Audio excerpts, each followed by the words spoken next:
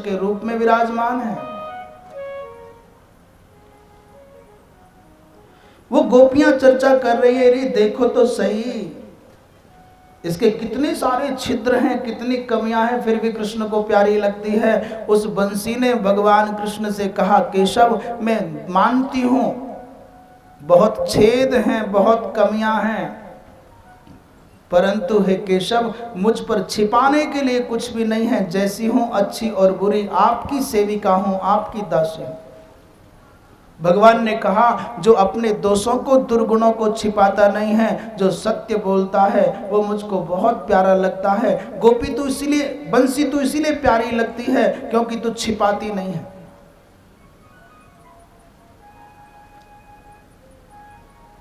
बंसी ने कहा, भगवान मैं तो आपके अधरामृत का पान करके जीती हूं।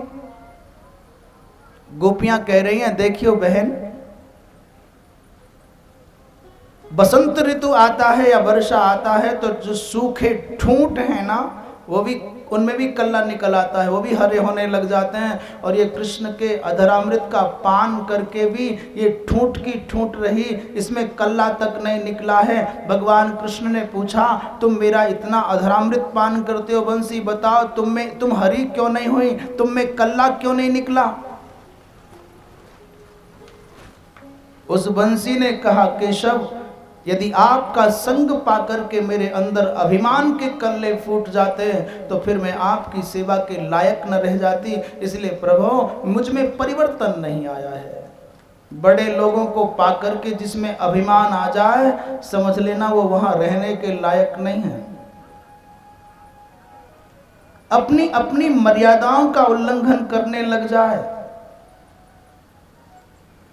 गर्भ में आकर के अपने मान्य जनों का तिरस्कार करने लग जाए, वो व्यक्ति अच्छा नहीं है। इस बंसी ने कहा, भगवान मुझ में विकार नहीं आ सकता है क्योंकि मैं आपके प्यार और आपके संस्कार के द्वारा पालित हूं। आपके प्यार और आपके संस्कार और आपके दुलार से पालित होने के कारण मुझ में विकार नहीं आएगा।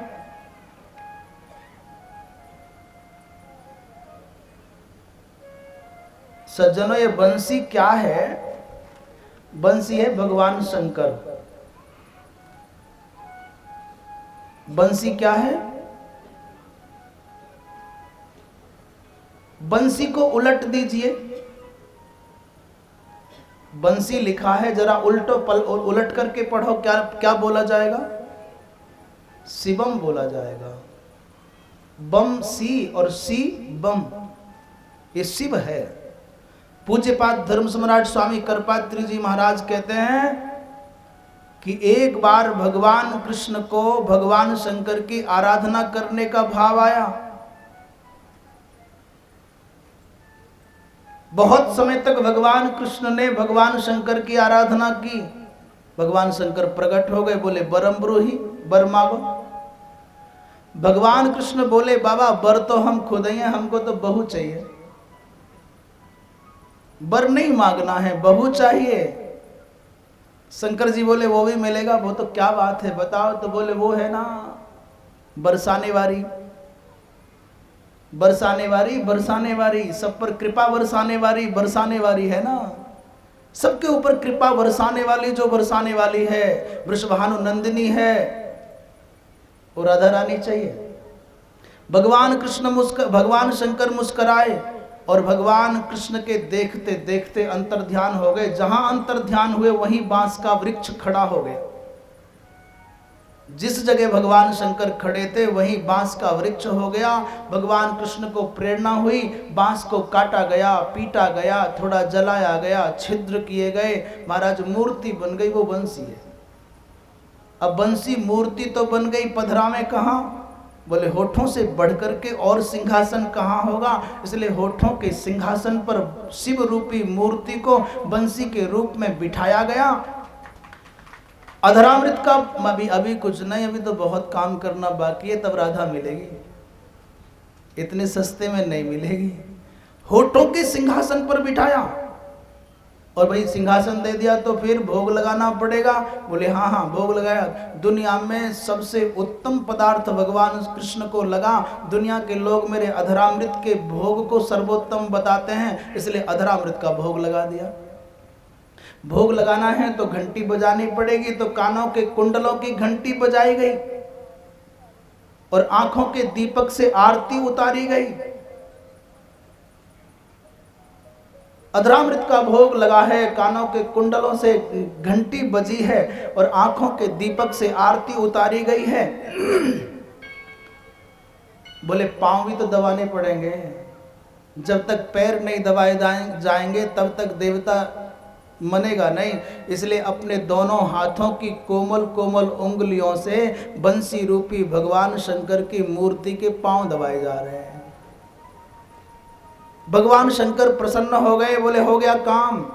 अब एक फूंक मार दो कृष्ण, जहां तक ये बंसी का स्वर जाएगा वहां तक के जीव तुम्हारे बस में हो जाएंगे और राधा तो दौड़ी चली आएगी। बंसी माने वसी करोती थी, बंसी जो सबको बस में कर ले। बम माने अमृत बीज, जो अमृत बीज का जिससे निस्सारण होता हो बंसी है। और वेणु शब्द का अर्थ महापुरुष करते हैं बम, बम माने ब्रह्मानंद और ई माने विषयानंद और तव अपि नुदती वेणु अथवा तव अपि नु माने न्यूनम भवती वेणु। जिस वेणु के निनाद को सुनकर के ब्रह्मानंद और विषयानंद दोनों के दोनों छोटे हो जाएं, क्षुद्र लगने लग जाएं, वो वेणुनाद है। और जैसे ही भगवान कृष्ण के मुख तुंड से निश्रित ये वेणु का नाद निकला महाराज, जहां तक ये ध्वनि गई, ब्रह्मा जी महाराज ब्रह्मलोक में वेद ध्वनि करते थे, वेद पाठ करते थे, भूल गए इखेत्वर जेत्वा बायवस्थ देवो, वह इतना ही बोल पाए और मुंह फटा का फटा रह गया। केवल कान वहीं चले गए जहां से अरे कैसी वाणी है, कैसा स्वर है। भगवान शंकर की सब तांडव नृत्य करना रुक गया। सनकादिक महात्माओं का ध्यान भंग हो गया, इंद्रादिक देवताओं की सत्ता शिथिल हो गई। अरे और की तो छोड़ो, व्रजांगनाओं का घर छूटने लग गया। और जो जहां था वहीं से दौड़ पड़ा भैया। ये गोपियां चर्चा कर रही हैं, रे सखी क्या बतावें, ये गाय अच्छी हैं, ये भिलनियां अच्छी हैं, वृंदावन धन्य है, ये मृगियां अच्छी हैं। एक सखी बोली, रे बहन ये देखो तो सही, ये वृक्षों की डालों पर मौन होकर के नेत्र बंद करके ये जो पक्षी बैठे हैं, ये पक्षी कोई साधारण पक्षी नहीं है। जन्म जन्मांतर के अमलात्मा विमलात्मा महात्मा भगवान कृष्ण का सानिध्य पाने के लिए पक्षी बनकर के ब्रज में आ गए हैं। अन्यथा इतना शांत महात्मा के सिवा और कौन हो सकता है। ये महात्मा ही विहग बन करके आ गए। ये गोवर्धन धन्य है। महाराज इस प्रकार गोपांगनाएं चर्चा करती थी। तब तक हेमंते प्रथमे मासी नंद ब्रज कुमारिका चेरुर हविष्यम भुंजाना कात्यायन्यर्चन व्रतम। श्री सुखदेव जी महाराज कहते हैं कार्तिक का महीना आ गया, जिसमें आज भी भारतवर्ष की सांस्कृतिक परंपरा का निर्वाह करने वाली माताएं बहनें कार्तिक के महीने में सूर्योदय से पहले स्नान कर लेती हैं। गंगा के करीब, यमुना के करीब अथवा घरों में ही नहाएं। इस ब्रजमंडल की कुमारिकाओं ने, आभीर कन्याओं ने, उन गोपांगनाओं ने भगवान कृष्ण को पति के रूप में पाने के लिए 1 महीने तक निरंतर मां कात्यायनी की पूजा की, यमुना का स्नान किया और बड़े भाव के साथ में कात्यायनी महामाये महायोगिन्यधीश्वरी नंद गोप सुतम देवी पतिम में कुरुते नमः इति मंत्रम जपन्त्यस्ताः पूजाम चक्रुः कुमारिकाः। मिट्टी की मूर्ति बनाती हैं, यमुना के किनारे पर नित्य मिट्टी की मूर्ति बनाएं, पूजा करें और मंत्र का जप करें। हे देवी, हे भगवती, हे जगदम्बिके, ये नंदलाल हमारे पति बन जाएं। एक चूक हो जाती है, बेचारी बच्ची हैं, गांव का परिवेश होता था, नदी का किनारा होता था और अंधेरे का समय होता था। अपने सारे कपड़े उतार करके छप छप एक धमाक से नदी में कूदें और नहा करके बाहर आ जाएं। एक दिन भगवान कृष्ण बलराम जी के बिना आए और जैसे ही गोपियां स्नान करने के लिए यमुना जी के पावन जल में उतरी, महाराज भगवान कृष्ण ने सारे कपड़े उठाए और कदम्ब के वृक्ष पर बैठ गए। तासाम बासां सुपादायो नीप मारोह्य सत्वरः, नीपे माने कदम्बे, और हसद भी प्रहसन बालैहि परिहासमुवाचः, शीत ठंडी लगने लगी। पूजा करके जो भी अपना ढंग था, स्नान करके बाहर निकलने के लिए जब सोचने लगी, अचानक हल्का हल्का प्रकाश होने लगा। देखा तो किनारे पर वस्त्र नहीं है, पानी में रहें तो ठंड लगे और बाहर आए तो लज्जा लगे,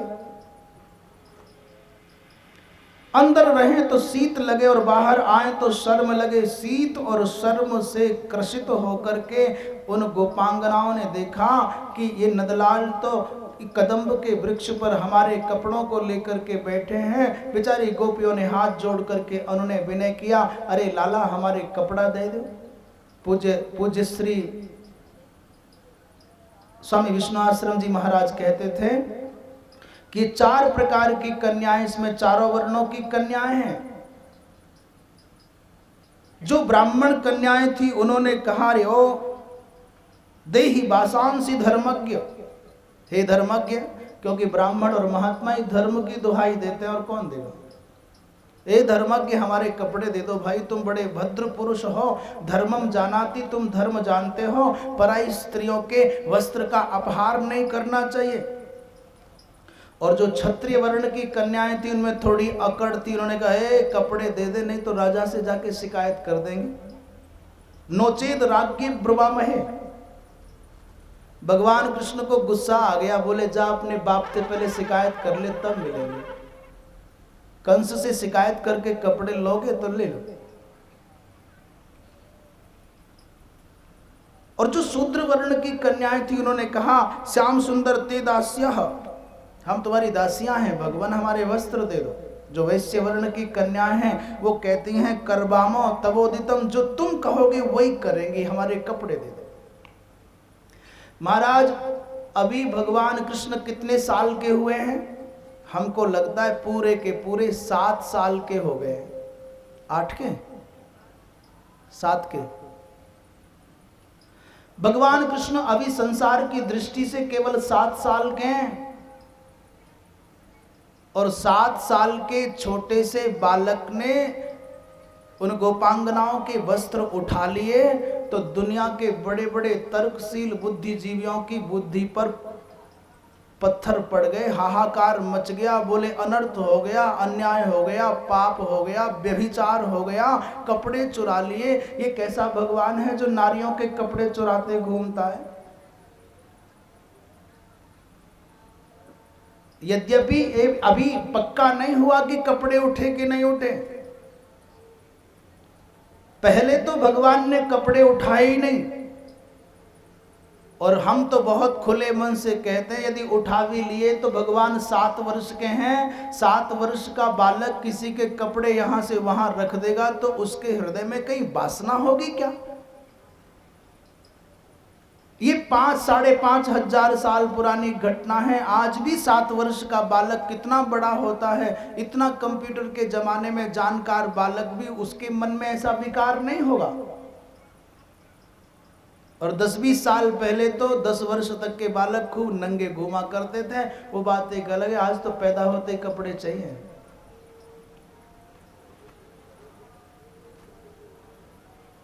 परंतु बहुत सुंदर एक समाधान है। नूतन जलधर रुचये गोप बधूटी दुकूल चौरायो तस्मै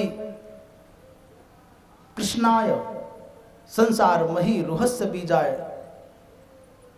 गोप बधूटी दुकूल चौराया माने गोपानाम बधूट्यः गोप बधूट्यः,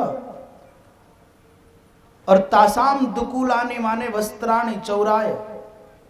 कहते हैं गोप शब्द का अर्थ है यहाँ पर गो माने इंद्रियां और प माने रक्षक। इन गोपों का इन इंद्रियों का रक्षक है जीवात्मा। गोपो वै जीवः और तस्य बधूट्यः माने बुद्धि। इस बुद्धि की जो आवरण है, बुद्धि के जो आवरण हैं, उन आवरणों का हरण करने वाला, बुद्धि की वृत्तियों का हरण करने वाला परमात्मा, न कि गोपांगनाओं के कपड़ों को चुराने वाला परमात्मा। ये जो बुद्धि है, इसने मान लिया कि मैं स्त्री हूँ, पुरुष हूँ, गोरा हूँ, काला हूँ, मैं गरीब हूँ, अमीर हूँ। ये जो वृत्तियाँ बुद्धि में आ गई हैं, इन बुद्धि की वृत्तियों का हरण करने वाला परमात्मा। परमात्मा कहते हैं कि तुम नित्य शुद्ध बुद्ध चैतन्य स्वरूप हो, अपने आप को स्त्री पुरुष मत मानो। भगवान ने कहा कि तुम निकल करके बाहर आओ और ये वस्त्र ले जाओ। उन गोपियों ने कहा कैसे आए, हम नग्न हैं। भगवान ने कहा मेरी उपासना करते हो और मुझसे शर्म करते हो, जबकि तुम वरुण देवता की पूजा करते हो, वरुण से शर्म नहीं करते, इसमें जल में तुम नग्न नहाते हो। देखो भैया, ये तो कुंभ का मेला है, यहाँ कुछ सच्ची बात कह दी तो बवाल भी मच सकता। डर के मारे सच्ची बात कहने से बच जाते हैं। नंगा नहाना, नंगा खाना और नंगा सोना, ये तीनों निषिद्ध हैं। ये बड़े बड़े विद्वान बैठे हैं, धर्मशास्त्र की विशुद्ध बात कह रहे हैं। नग्न स्नान करना और नग्न भोजन करना और नग्न शयन करना तीनों पाप है, तीनों निषिद्ध है। भगवान कृष्ण चाहते थे कि तुम्हारी साधना पवित्र है, पर इसके विधान में थोड़ी चूक है। आप निर्वस्त्र होकर के जल में स्नान क्यों करते हो? एक महात्मा है, उनको बड़ा दर्द हो गया, गोपियों के कपड़े क्यों चुरा लिए। और गोपियां विवस्त्र नहीं थी। विवस्त्र का मतलब उन्होंने कर दिया विशिष्टम वस्त्रम अस्ति यासाम, जिनके पास में विशिष्ट वस्त्र थे। भगवान कृष्ण कहते हैं शरीर भी तो कपड़ा ही है। वासांसि जीर्णानि यथा विहाय, ये शरीर भी कपड़ा है। और इस शरीर रूपी कपड़े को बाहर के कपड़े से ढक रहे हो। तुम अपने आप को गोपियों स्त्री मान रहे हो, निकल करके बाहर आओ और तुम हाथ उठा करके अपने कपड़े ले जाओ। अर्थात भगवान कृष्ण चाहते थे रास मंडल में प्रवेश करने से पहले इनके हृदय में जो देह बुद्धि है, देह भाव है, ये अपने आप को स्त्री मानती हैं, ये बुद्धि चली जाए। रास मंडल में, रास लीला में स्त्री पुरुष का मिलन नहीं है। ये लड़की लड़के का नाचना नहीं है। इसको गरबे का नाटक कह करके परंपराओं को नष्ट मत करो। गरबा अलग है। गरबा तो स्वतंत्रता है, स्वेच्छाचार है, स्वच्छंदता है। और रास तो पवित्रता के महाराज उच्च सोपानों पर आधारित साधना पद्धति है। रास अलग है। रास का मतलब है जीवात्मा और परमात्मा का मिलन, और गरबा का मतलब है बकवास।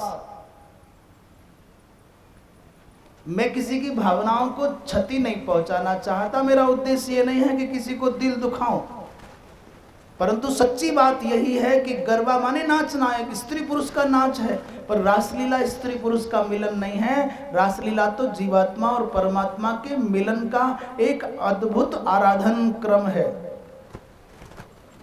और उस रास मंडल में वही प्रवेश करेगा जिसका देहाध्यास मिट गया है, जिसका देह भाव मिट गया है, जो दिव्य हो गया है, जो इस शरीर से ऊपर उठ गया है। भगवान भी यही चाहते थे कि तुम्हारा देह भाव मिट जाए, तुम दिव्य हो जाओ, तुम आध्यात्मिक हो जाओ, तुम सत्य के समीप हो जाओ, तुम ज्ञान की गंगा में गोता लगा सको, तुम ऊपर आओ।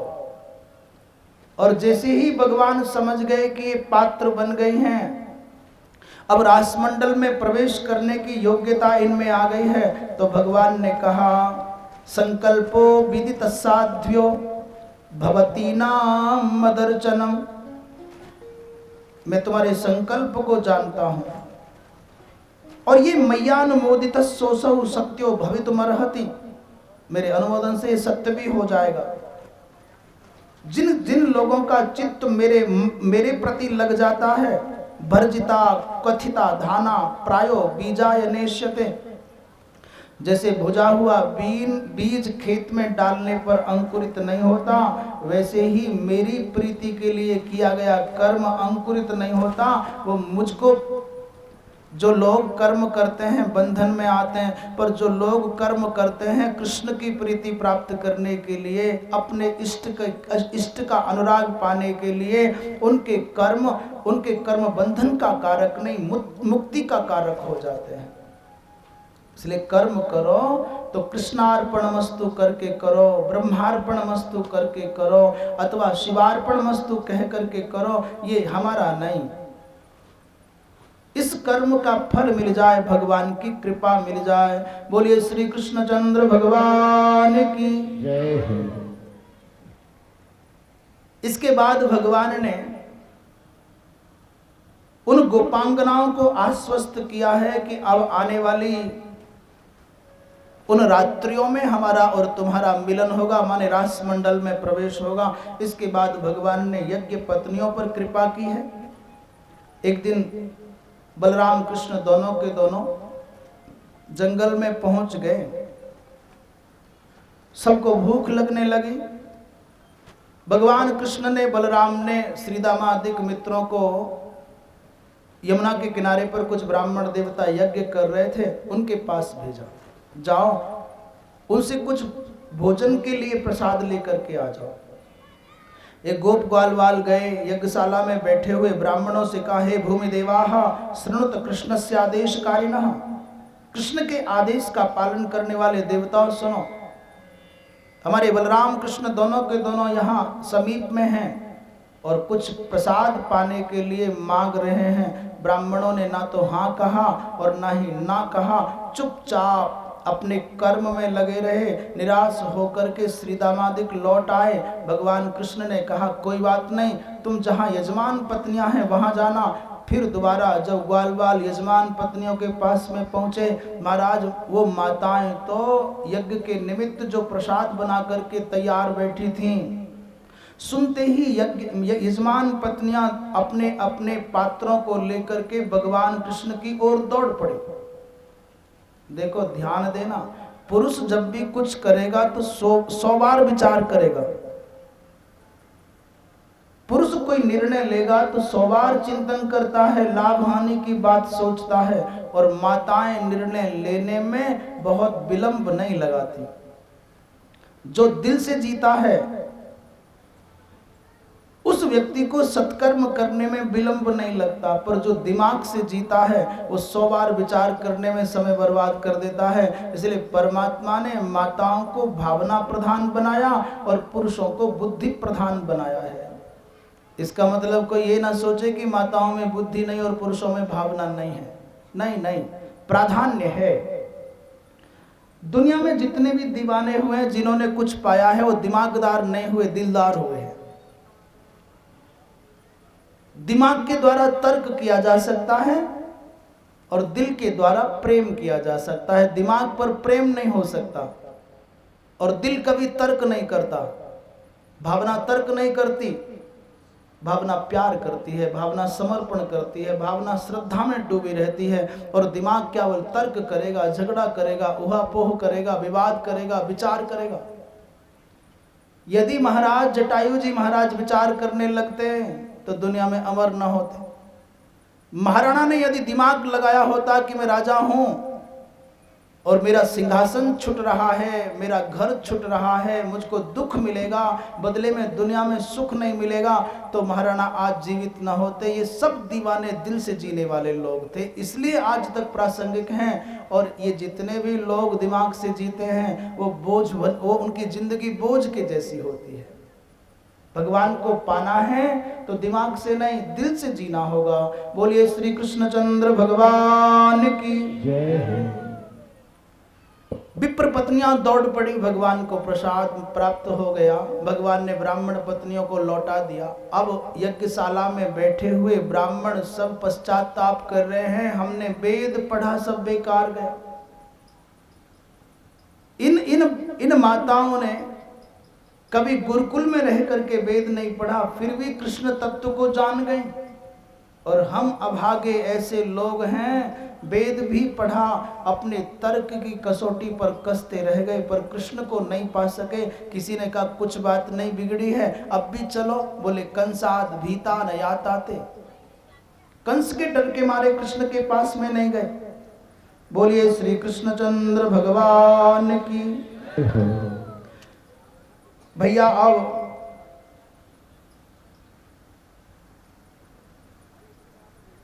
एक दिन की बात है, नंद बाबा के यहाँ यज्ञ की तैयारी हो रही है, इंद्र की पूजा होगी, यज्ञ होगा। भगवान बालकृष्ण लाल बोले बाबा कहाँ है रहे हो?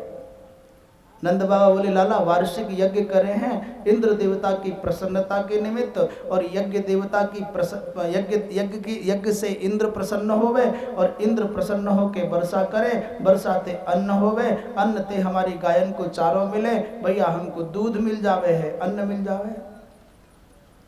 भगवान बालकृष्ण लाल बोले बाबा इंद्र की पूजा ते कहाँ मतलब है? तुम्हें पूजा करनी है तो अपने प्रत्यक्ष देवता हैं गिरिराज जी महाराज, तुम इनकी पूजा करो। और गिरिराज जी हमें जल दे में हैं, गिरिराज जी हमारी गायन को घास दे में हैं, गिरिराज जी हमको संरक्षण दें। पूरे के पूरे ब्रजमंडल में वैचारिक संघर्ष हो गया, या तनक्से से बालक की बात मान करके गिरिराज जी की पूजा करें कि प्रतिवर्ष की भांति अपनी परंपरा का पालन करते हुए यज्ञ करें। अंत में बालकृष्ण लाल की विजय हो गई और यज्ञ के स्थान पर गिरिराज जी की पूजा निर्धारित हो गई। सब लोग अपने छकड़ों में, अपनी गाड़ियों में दिव्य दिव्य व्यंजन सजा करके गिरिराज जी की पूजा करने के लिए अपने अपने घरों से चल करके गिरिराज जी के समीप आ गए। गाते बजाते नाचते कूदते लोग गिरिराज जी के समीप पहुंच गए। पूजा भी संपन्न हो गई। महाराज नारद जी ने इंद्र से कहा, रे देवराज इंद्र, इस बार तुम्हारा यज्ञ नहीं हो रहा ब्रजमंडल में। इंद्र ने कहा क्या हो गया? बोले उस तनक्से से बालक के चक्कर में नंद बाबा आदि गोप पागल हो गए हैं, तुम्हारा तिरस्कार कर दिया है, देख लो। इंद्र ऐरावत हाथी पर चढ़ करके आए, देखा मेरा यज्ञ नहीं, यज्ञ की जगह पर गिरिराज जी की पूजा हो रही है। महाराज भगवान कृष्ण पूजा करा रहे थे, बड़े दिव्य दिव्य व्यंजन भगवान को भोग लगाए जा रहे हैं। तो श्रीदामा ने कहा लाला यदि तेरो देवता प्रत्यक्ष मुंह खोल करके प्रसाद पावे तो हम माने कि हमें दम है। भगवान कृष्ण ने एक रूप से गिरिराज जी में प्रवेश किया और एक रूप से खुद पुजारी बन गए। सब गोपी ग्वालवाल जितना प्रसाद लेकर के आए थे, चट चट करके सब टोकरा के टोकरा भगवान खाने लग गए। श्रीदामा रुआस से खड़े होकर के टुकुर टुकुर देख रहे हैं, लाला तेरो देवता तो बहुत दिनन को भूखो दिखे है, सबे खा जाएगो, प्रसाद भी नहीं मिलेगो का। श्रीदामा ने कहा कि लाला मुझे तो लगे तेरो देवता भुक्कड़ है। अरे भले आदमी मंदिर में जावे तो कुछ तो प्रसाद मिले, यहां तो लगे सब स्वाहा ही स्वाहा है। अरे अपने देवता से कह दे कछु तो छोड़ दे। भगवान ने खाना बंद कर दिया, प्रसाद बटा और परिक्रमा की गई। गिरिराज जी महाराज के गीत गाते हुए महाराज सब लोग श्री गोवर्धन महाराज महाराज तोरे माथे मुकुट विराज रयो। श्री गोवर्धन महाराज महाराज तोरे माथे मुकुट विराज रयो। तोरे माथे मुकुट विराज रयो। तोरे माथे मुकुट विराज रयो। तोरे माथे मुकुट विराज रयो।